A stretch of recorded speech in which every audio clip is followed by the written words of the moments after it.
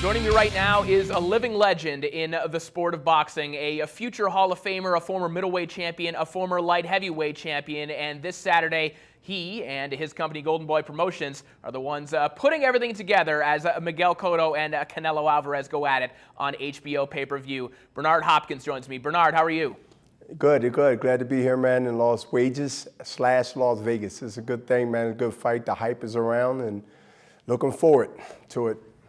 Well, Bernard, we've been seeing you more and more ringside at Golden Boy events, and it seems that you're starting to make that transition and starting to take a little bit more of a hands-on role in the promotion. What has that transition been like for you? Well, first of all, it's been great. I noticed some ups and downs when it comes to being in any type of position in any company, and especially in the boxing world. You have to always be on your game, always be on point, and think before you speak. And it's just a process that I've been looking forward to, and also that I've actually been preparing myself, not only in my career as an active fighter, even as a promoter of my own self, that I believe I was my best promoter. So it became an easy fit, and it became something I'm very comfortable with. And so, yeah, listen, it's exciting, but in the same token, you can't get excited. Well, Bernard, fighters always talk about the fact that they like to get up for bigger fights. When the event is bigger, they feel more motivated. You working on the promotional side, do you now get more excited when you're a part of a bigger event like this one on Saturday night? Yes, I'm more excited being in big events on this side of the room, that is the promoter side. I mean, at the end of the day, even with the Lemieux and Triple G fight in New York City and fights before then, the Mayweather fights under Golden Boy at that time, I got really a hands-on at the top level of boxing events to be able to get adjusted and acclimated to, that type of environment. And, at the end of the day, I feel that I'm still always going to be, have that fighting blood of anticipation and anxious and things like that. That happens often because I know it's getting close. And it's in a different form, though. It's in a form of, we promoted it, we talked, we said all we're going to say. There's no more talking now. Now our guy got to go in, that is Canelo, go in and take care of business. So that's the approach that I took based on being on the other side of the great boxing sport that I respect. All right, earlier this week, there was a little bit of controversy because Miguel Cotto decided to relinquish his WBC title. He didn't want to pay the extra sanctioning fees to the WBC, and as a result had to give that title up. And your partner, Oscar De La Hoya, was particularly critical of Miguel, even going so far as to say that what he did was a disgrace. I wanted to get your take on the matter. How did you feel about how things unfolded between Miguel Cotto and the WBC? Well, I'll say first, I'll answer the question with my own credibility attached to that. And that credibility is, I made 20 defenses as a middleweight champion.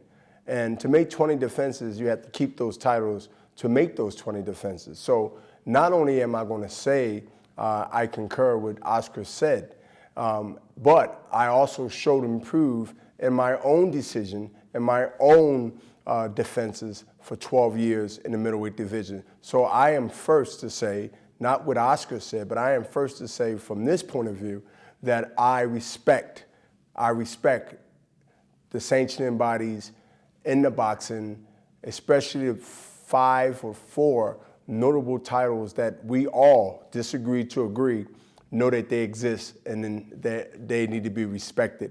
So if it was anything that could have been worked out, it should have been worked out way before fight week. We all know that. Boxing never sleeps. Monday to Sunday, boxing is awake, wide open week, awakened. So my thing is this, unfortunately for Cotto, he basically slapped the WBC in the face and disrespected the legacy of what we fight for, other than being in position to take care of our families and being in position to say that we're the best. And also, hopefully, if some think like this, like I think, and of course De La Hoya and the great Trinidads and others, of their legacy. My legacy really is important than most people's legacies that they put certain things that's important than mine.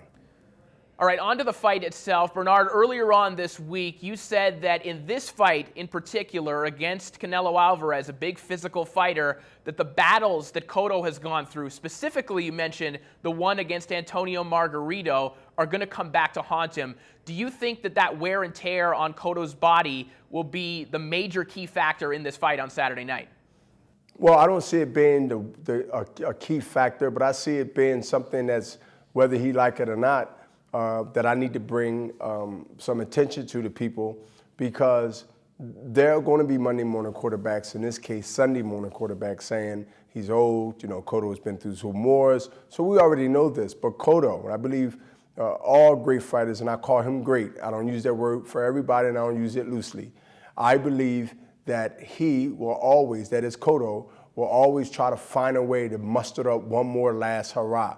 I mean, this is one of those nights where I think it's not going to be enough, but he's going to raise it. He's going to raise the bar as high as he can. But I understand this, that Canelo, after that major fight that he had, that he got spanked on, that was the Mayweather fight, and the fights in between that leading up to this fight, I believe he has his degree. Now he has to get his other degree, and that is the degree that he belongs here, and he really is the superstar in the business right now in boxing, and the guy for, the man and the boxer and the champion that people is going to follow until the next one comes, because there's always a next one brewing right underneath the one that's just making the pay-per-views what they are, the seats are filled, and people are excited. We have two fighters. American, Puerto Rican, and American Mexican, who want to put their country through them, representing their side, come Saturday night on HBO. This is bragging rights, and let's not be fooled. Bragging rights are real, and they're real in events like this. All right, lastly, Bernard, I know you're wearing your promoter's cap at the moment, but if you could put your fighter's cap on for just a second, I have to ask, we heard rumors that you're going to be returning to the ring maybe in early 2016, specifically against Arthur Abraham. Now, Abraham has a fight scheduled in the coming weeks, so I don't know how possible that's going to be. Is that kind of taking a back seat for you at the moment? Right now, it's taking a back seat, but it's going to happen. It's going to happen in 2016. All right, Bernard, thank you so much for your time, and enjoy the fight on Saturday from the safe side of the ropes. You too.